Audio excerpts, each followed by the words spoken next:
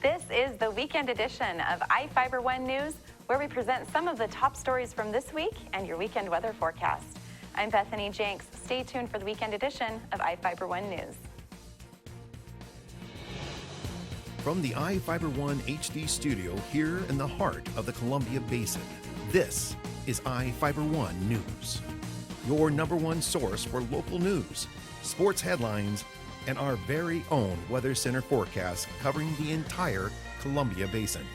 This is iFIBER One News, and it starts now.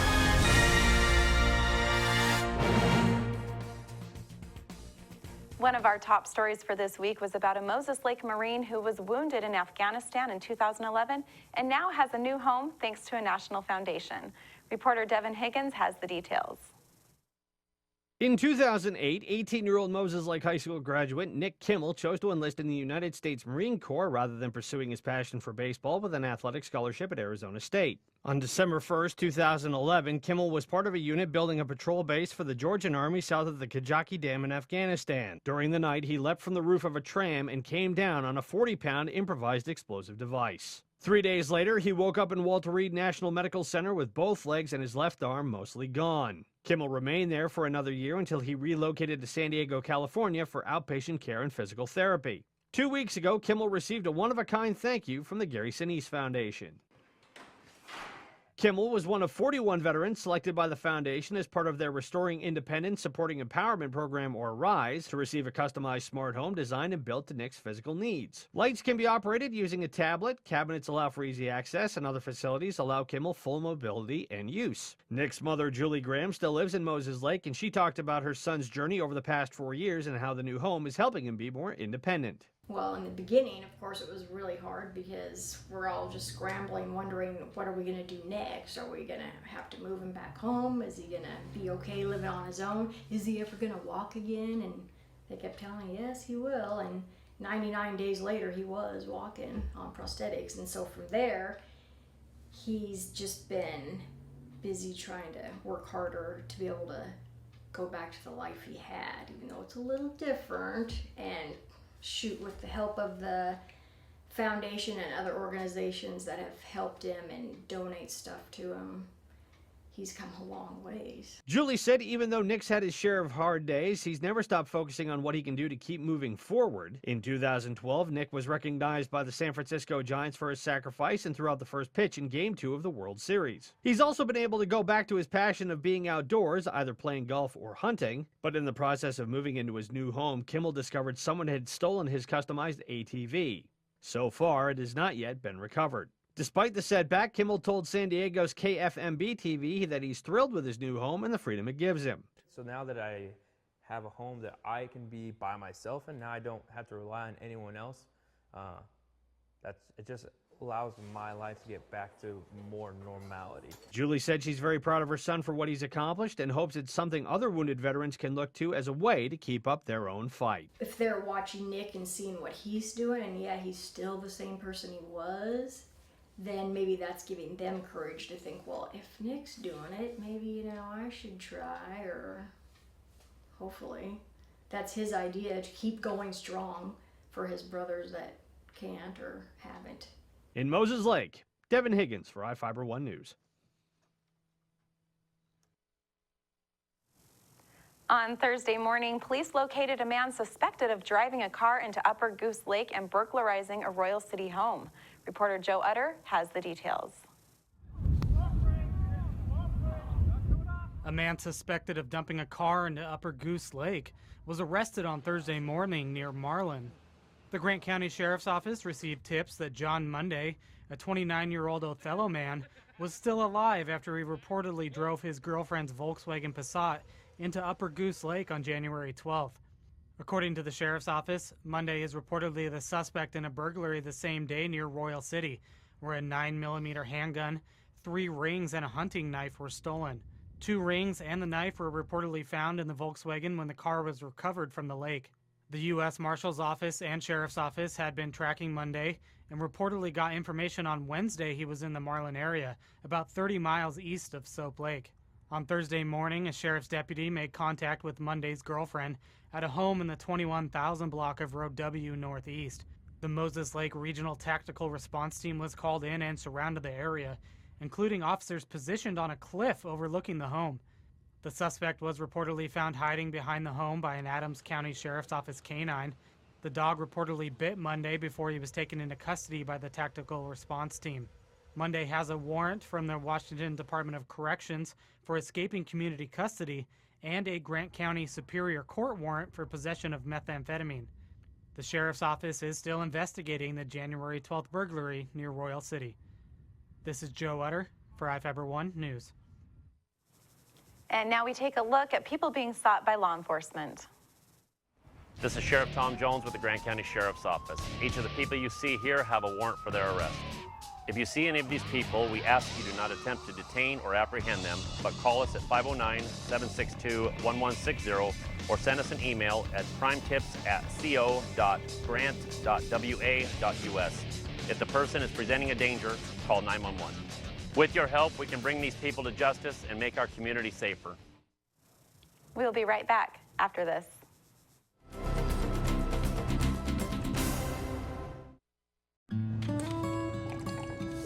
When the cold rolls in, it's time to turn on the heater and cozy up with a book. But turning up the heat can mean higher electric bills. And for some families in tough times, that could mean choosing between a warm meal or a warm house. For decades, people like you have extended a hand to help local families in need pay those winter electric bills. Share the warmth this winter to help keep your neighbor warm by giving a little when you pay your Grant PUD bill.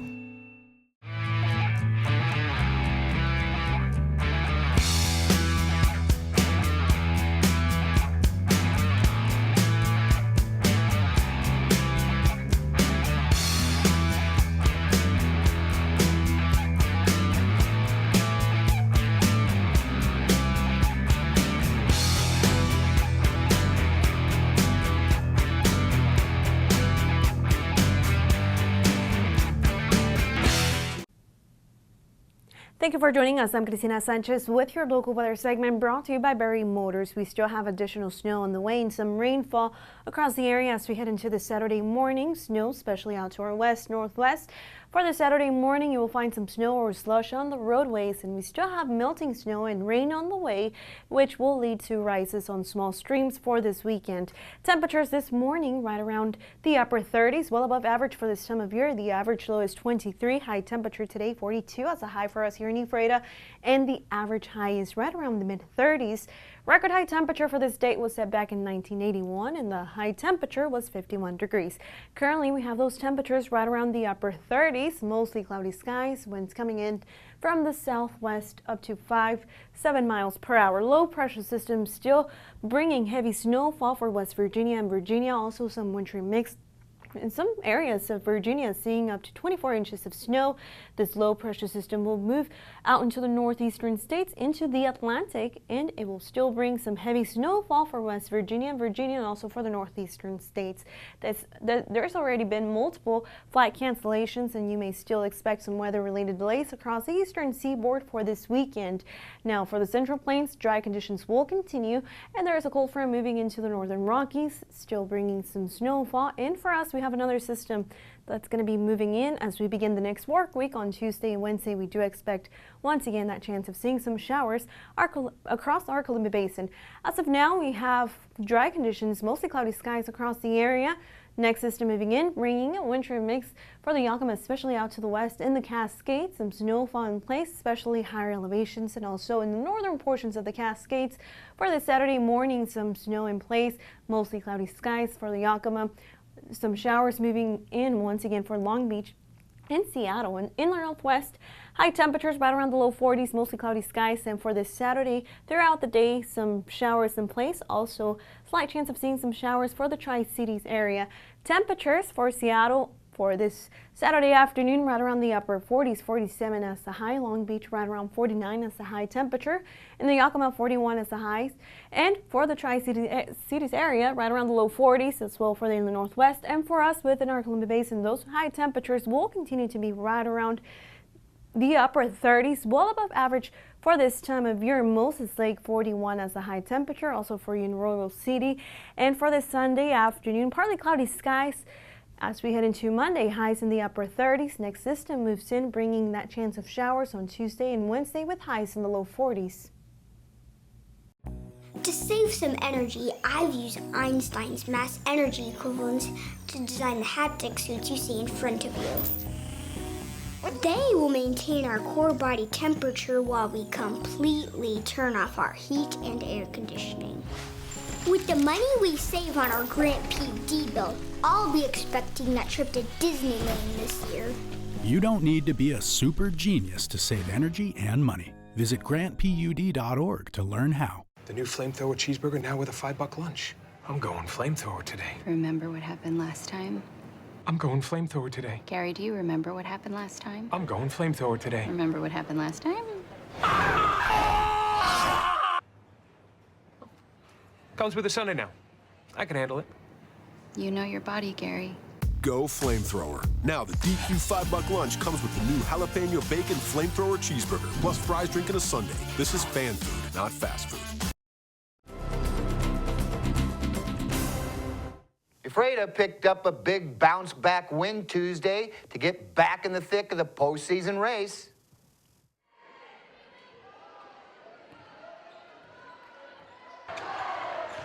Colin Ammon drained 24 points, Bryce Davis added 23, and the Ephrata boys beat Toppenish 80-67 on the hardwood at home last night. The win snaps a 4-game skid and gets the Tigers back in the postseason race. Ephrata jumped out to an early 21-6 first quarter lead. Both teams were on fire in the second, posting 46 points on the board. The Tigers held a 41-32 lead at the half and then blew things wide open with a 27-point third quarter. The Wildcats rallied for a 25-12 fourth quarter run, but it was too little too late, and the Tigers came away with the W.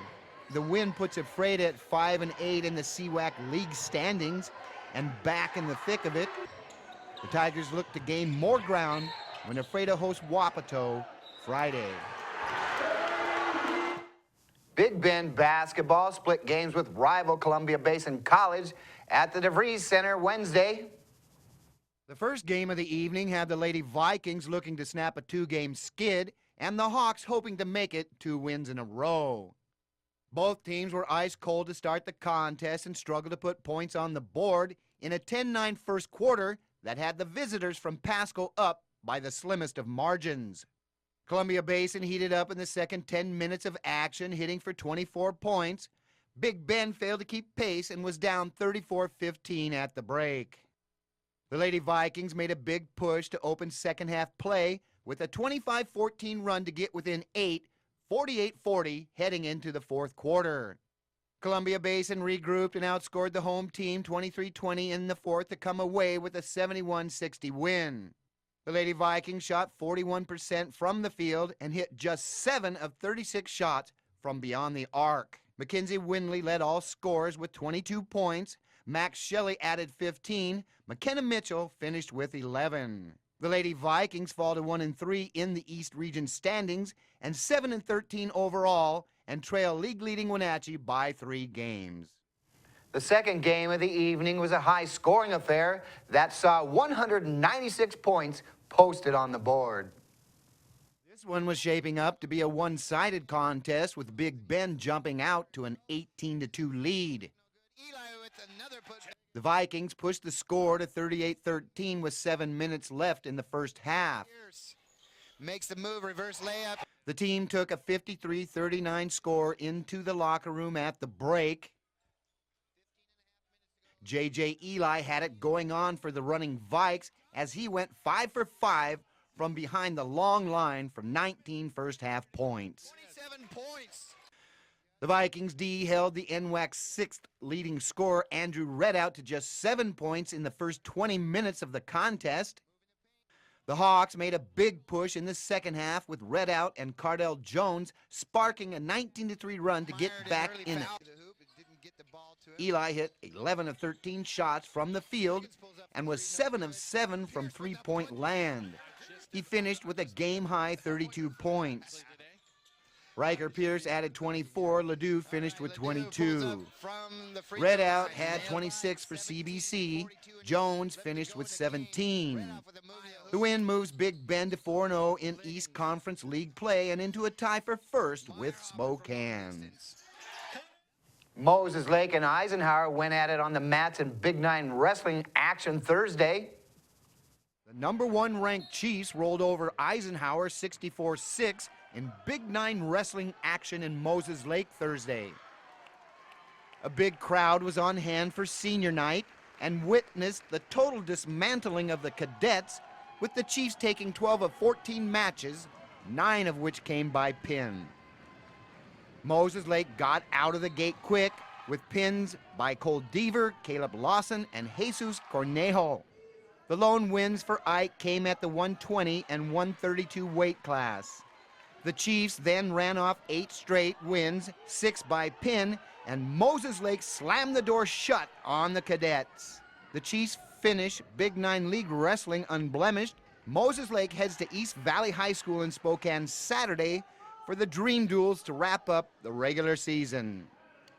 The Chiefs are the number 1 seed out of the Big Nine Conference and will have the bullseyes on their backs at the district tournament to be held at Davis High School February the 6th and 7th. Basin sports action heats up this weekend with a few local teams playing at home. Moses Lake hosts Wenatchee in Big Nine basketball action tonight. Ephrata hosts Wapato and CWAC play, and Soap Lake entertains Warden in 2B Central Washington action. On Saturday, round ball action has ACH hosting Curlew in 1B play, and the Knights take on rival Connell in 1A action in Royal City. Well, have a great weekend. We'll be back after this commercial break.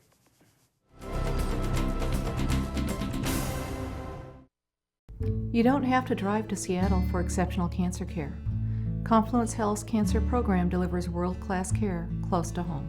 We have a highly experienced oncology team in a state-of-the-art facility, and we're a member of the Seattle Cancer Care Alliance, which gives our patients access to world-renowned therapies developed at Fred Hutchinson, the University of Washington Medicine, and Seattle Children's. Together with the SCCA, we're delivering world-class cancer care close to home.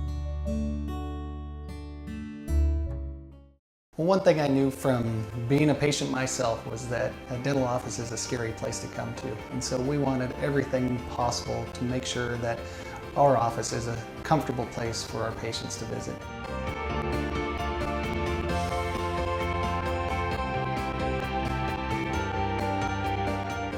The patients that I have, my clients, have made me a part of this community, and we want to give back in every way possible.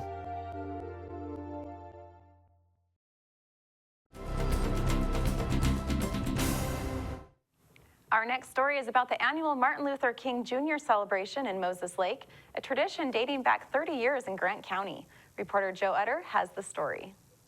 People packed the Moses Lake Civic Center Monday night to celebrate the life of Martin Luther King Jr. and his legacy. The annual Martin Luther King Jr. celebration included performances from the children at the Arambe Theater in Moses Lake, under the direction of Kathy Gardner and joined by students from Knowles Vista Elementary School. The president of the Martin Luther King Jr. Committee, Charlie Jones, said the committee has celebrated King's birthday for at least 30 years. Jones has been committee president every year, but announced Monday night he is stepping down and will take a smaller role for the celebration. A new president will be named later this year, and plans are to keep the celebration going. Miranda Bridges, the company's vice president, said Monday's celebration helps keep Martin Luther King Jr.'s dream alive and helps strengthen the community. And an emotional reminder of Martin Luther King's dream, Reverend Placido Lindsay recited King's I Have a Dream speech, bringing tears for a few people in the audience. I have a dream that one day this nation will rise up and live out the true meaning of its creed. We hold these truths to be self-evident that all men are created equal. I have a dream that one day on the hills of Georgia, the sons of former slaves and the sons of former slave owners will be able to sit down together at the table of brotherhood. Lindsay also shared a message of seeking equality and justice. through Martin Luther King. Dr. King made a quote I read the other day. It said that we might have gotten here on different ships, but we're in the same boat now. And as I look out tonight and as I look over the community, I think that rings true, that we might have got here by different ways and different means, but we're all in the same boat now, amen? We're all in the boat that we are struggling for equality and we are struggling for peace, amen? Amen. Amen. The featured guest speaker at this year's event was Reverend Albert Wilkins from the Morning Star Baptist Church in Pasco, who delivered a message about King's life during his sermon. Monday was Martin Luther King Jr. Day, created by President Ronald Reagan in 1983. The country began celebrating the federal holiday 3 years later, on the third Monday of January, near the Reverend's birthday on January 15th. Martin Luther King Jr. was killed in 1968. If he was still alive, he would be 87 this year. This is Joe Utter for iFIBER 1 News. We'll be right back.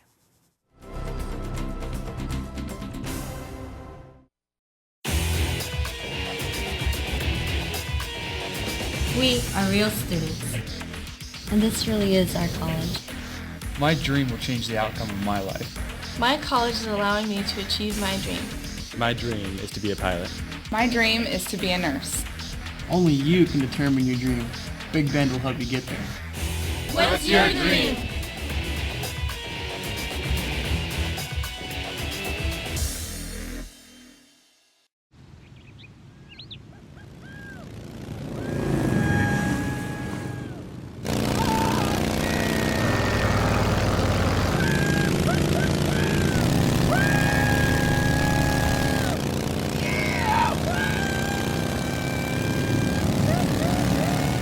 Experience speed like never before when you connect to Grant PUD's high-speed network. Visit grantpud.org to learn more.